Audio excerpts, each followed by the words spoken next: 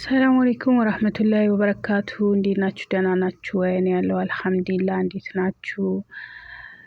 እና ፕሊስ ስትገቡ ላይክ ሰብስክራይብ አድርጉልኝ እና ኮሜንት አስቀምጡልን። ያው የእህታችን ታሪክ ነው እና ኮሜንት አስቀምጡላት እንድትማርበት ነው የተናገረችው። እና ከኛ ምን ትማራለች? ከኛ ምን ትወስዳለች? ከኛስ እንዴት ነው ካለችበት ነገር ከኛ ሰምታ መውጣት የምትችለው? እና እህታችን ፍቅር ይዞኛል፣ ፍቅር የያዘኝ ግን በቃ እወደዋለሁ፣ ፍቅር ይዞኛል፣ እወደዋለሁ፣ እሱ ግን አይወደኝም። እናም በጣም ሱሰኛ ነው፣ ግን እኔ ያለሱ መኖር አልቻልኩም ያለችን ነው። ሱሰኛ ነው፣ ያለሱ ግን መኖር አልቻልኩም፣ አፈቅረዋለሁ፣ በጣም ነው የማፈቅረው እያለችን ነው። እና አንድን እኔ ምላችሁ ማለት ነው ሰው ፍቅር በእርግጥ ምን ላይ እንደሚጥለን አናቅም፣ ከማን እንደሚያጋጨን ከማን እንደሚያገናኘን አናቀውም። እና ጥንቃቄ ማድረግ አለብን ከማን ፍቅር እንደያዘንም እንዴትስ ፍቅር ያዘን፣ ይህን ነገር እንዴት ነው ለሷስ ደግሞ መልስ ምንሰጣት? አስቡት። አያፈቅራትም፣ ገና ሱሰኛ ነው፣ ገና እሷ ደግሞ እስክትሞት ድረስ የምታፈቅረው ወንድ ማን ነው? እና ይሄን ነገር ኮሜንት ላይ እንድታስቀምጡላት እፈልጋለሁ። እና የኔን መልስ ልንገርሽ እህቴ እና ጓደኛዬ፣ እህቴ ልንገርሽ፣ አንድን ወንድ አፈቀርሽው፣ ቆይ አንቺ ሱሰኛ ከሆነ ካላፈቀረሽ እሺ ምን ይሁን ብለሽ አፈቀርሽው? እሺ አፈቀርሽው፣ በእርግጥ ፍቅር ምን ላይ እንደሚጥል አይታወቅም። አፈቀርሽው፣ ለመሸሽና ከዛ ነገር የመውጣት ትግል ማድረግ አለብሽ። ለምን ይሄን ነገር ካላፈቀረሽ ቢያንስ ሱሱ እኮ አስተካክለዋለሁ ወይም ደግሞ መልሰዋለሁ፣ ከሱሱ እንዲወጣ እንዲያገግም አደርገዋለሁ ትያለሽ። ግን ይሄ ደግሞ ካላፈቀረሽ እንግዲህ በግድ አፍቅረኝ አትዩ። ለምሳሌ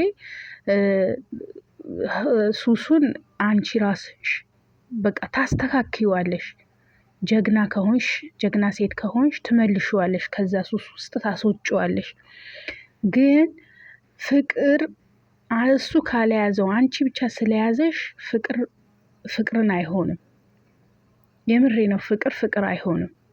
እኩል ሲፋቀሩ ሲፈላለጉ በቃ ሲተሳሰቡ ሲተዛዘኑ ነው እንጂ አንድ ሰው ብቻ ስላፈቀረ ፍቅር ወይም ትዳር አይሆንም።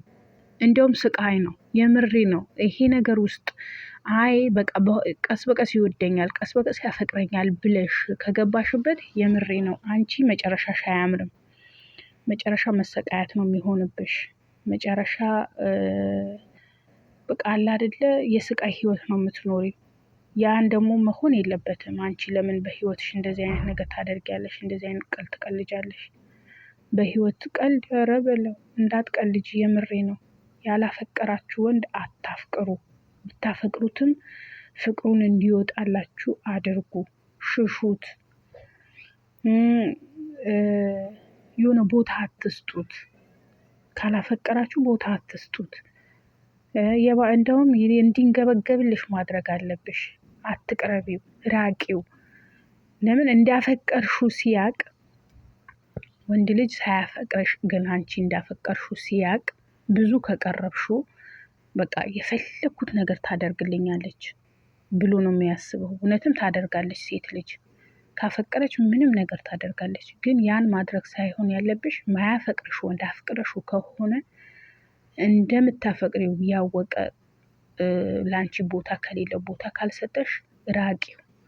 ለምን እንደው ታውቂያለሽ? ስትርቂው ነው በቃ እውነትም እንደምታፈቅሪው የሚገባው። ሌላ ሰው ቀርቦ ሲያይ፣ ሌላ ሴት ቀርቦ ሲያይ እንዳንቺ ሳትሆንለት ስትቀር፣ እንዳንቺ ቦታ ሳትሰጠው ስትቀር ያንቺን ቦታ ይኖረዋል፣ ያንቺን ፍቅር ይኖረዋል፣ ያንቺን ክብር ይኖረዋል።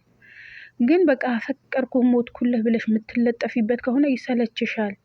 የምሬ ነው። ይሰለችሻል፣ ይሸሽሻል።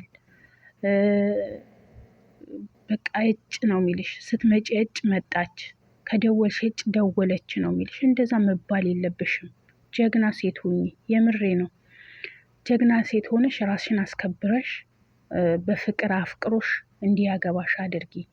ሳያፈቅርሽ ወላሂ ሳያፈቅርሽ ካገባሽ ወላሂ መጨረሻሽ ስቃይ ነው የሚሆነው። ለምን ያን ስቃይ ለምን ታሳልፊያለሽ እህቴ? ለምንስ ትሰቃያለሽ? መሰቃየት የለብሽም።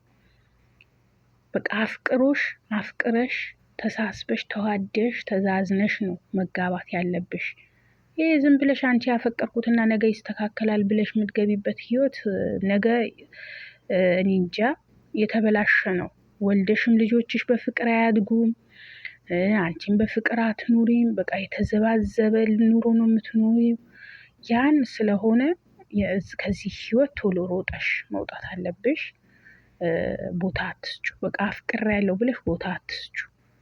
በእርግጥ አፍቅረሻል፣ ግን ከማያፈቅርሽ ወንድ ጋር ስለማይመለስ ከሱ ጋር አብረሽ አትሁኝ።